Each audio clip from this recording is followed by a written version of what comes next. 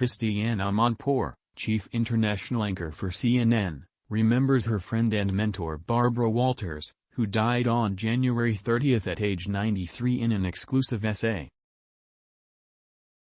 Barbara Walters amassed a body of work so impressive and so extensive that it will honestly never be replicated.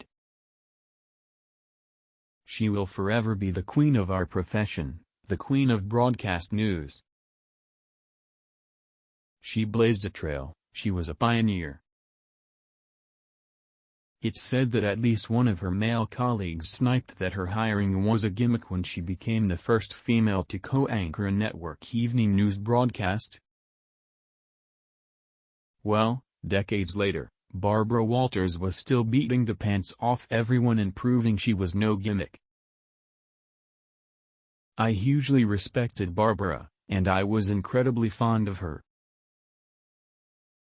She was an early inspiration for me, even before I knew I wanted to be a journalist.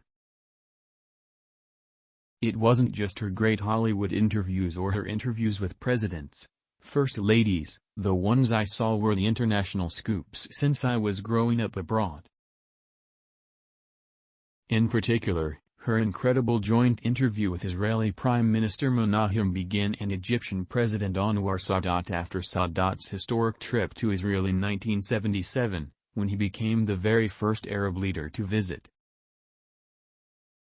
Watching Barbara pull off that exclusive was exhilarating. And later I decided, that's the kind of thing I want to do. I was fortunate to eventually call her a friend. She was a mentor and gave wise counsel. I saw her at work and on social occasions. One of the events that stands out for me so prominently was when she was asked to roast me at a Museum of Broadcasting event. Not only did she accept, but she delivered this incredibly affectionate, witty, and ballsy roast, and I was just thrilled. I found it extraordinary that Barbara Walters was doing this for me. She was somebody who did not suffer fools easily. She was hugely competitive right to the very end, which I love. She didn't retire until well into her 80s, and as she said, I want to walk away while I'm still doing good work, and I think that's exactly what she did. The idea that she started and innovated The View on the verge of her 70s is an extraordinary accomplishment. It spawned so many imitators.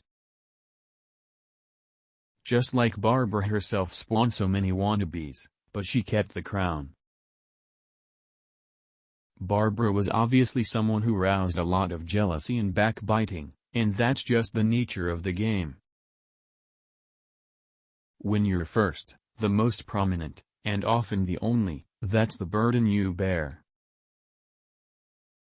The fact that she succeeded, and triumphed, even with a slight pronunciation impediment, which Gilda Radner on Saturday Night Live satirized as Baba Wawa, was marvelous to behold.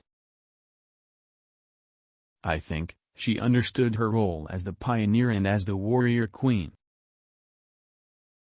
She dressed the part, walked the part, talked the part, and even when she asked weird questions, like what kind of tree Katharine Hepburn would like to be, it all caused water cooler moments.